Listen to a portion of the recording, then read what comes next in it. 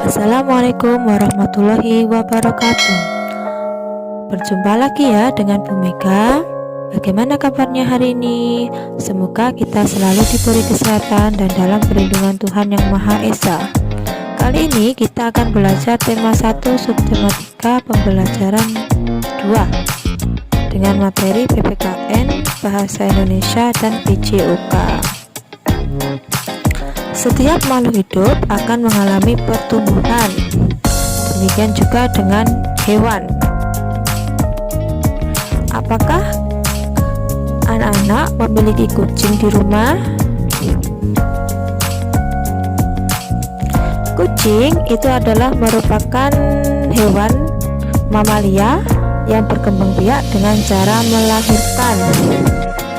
Kulit kucing itu ditumbuhi oleh bulu. Kucing bernapas dengan paru-paru. Setiap anak kucing itu memiliki warna yang berbeda-beda. Kenapa demikian?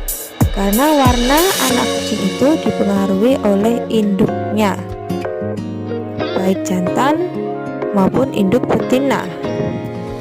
Jadi tidak hanya warna induk betina saja yang muncul, tetapi juga warna induk jantan atau campuran keduanya.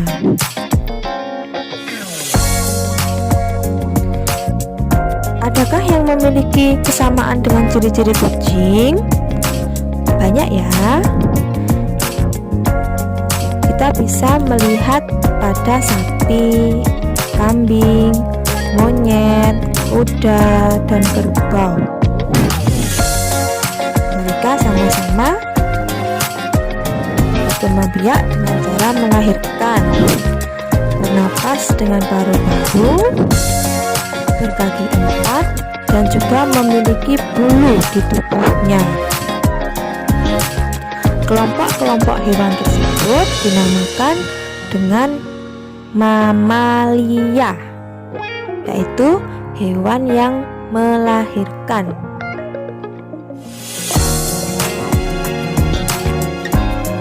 Berbeda dengan kata. Kata itu adalah hewan yang berkembang biak dengan cara bertelur.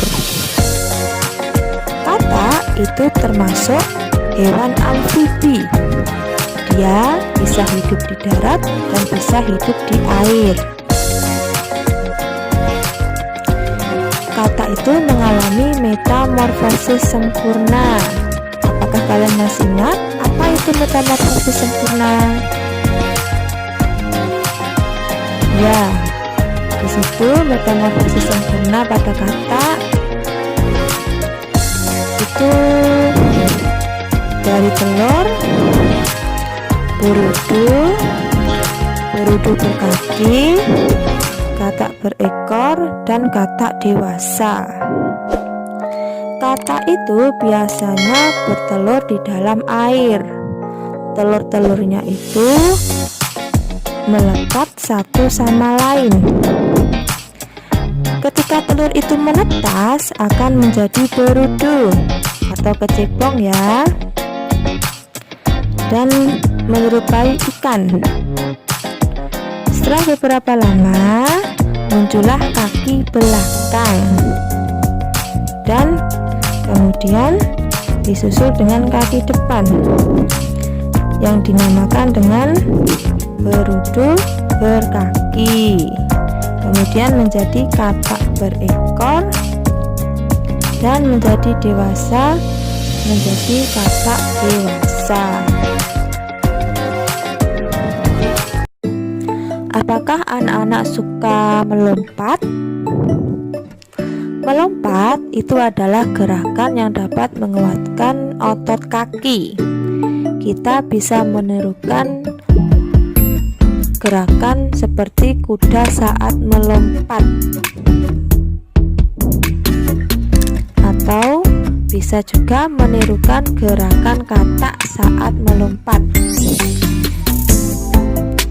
Gerakan-gerakan tersebut akan menguatkan kaki kita. Bagaimana cara kita menirukan untuk untuk gerakan seperti kuda melompat. Pertama, kita siapkan tali atau karet ya. Kemudian beri tanda permulaan berlari dan melompat. Pilih 2 orang temanmu yang bertugas memegang karet tersebut ya. Kemudian cobalah berlari dan melompat. Tinggi karet dapat ditambah sampai batas kamu melompat. Namun juga kita bisa menirukan gaya katak melompat dengan cara kita harus rileks, kemudian jongkok dengan 2 kaki, lutut ditekuk, dan kedua tangan ke depan lutut untuk menjaga keseimbangan saat loncat. Kemudian kedua kaki tersebut meloncat ke depan secara bersama-sama, seperti gerakan katak saat sedang meloncat. Lakukan itu secara berulang-ulang. Pendaratan yang dilakukan dengan kedua kaki secara bersama-sama dengan posisi jongkok.